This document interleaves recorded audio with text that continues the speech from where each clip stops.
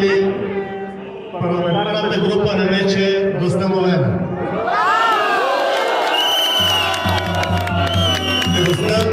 Възтържествува, защото вие не се предадохте.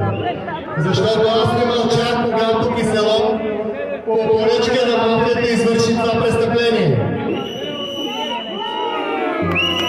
Вътре не му тихо в парламента, да ви кажа.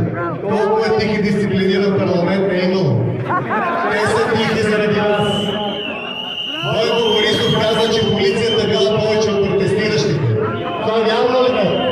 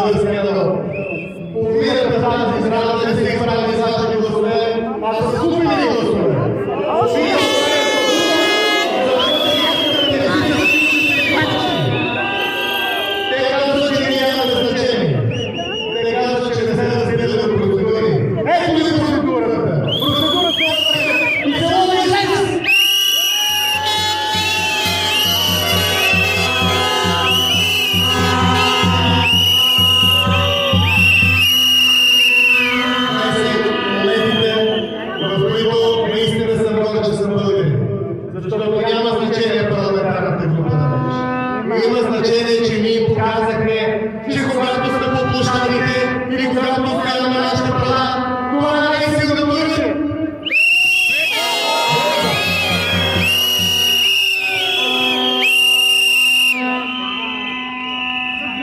Подгответе се за нови протести. Оставката на Киселов е задължителна. Оставката на това правителство е задължителна. Те знаят какво да правят.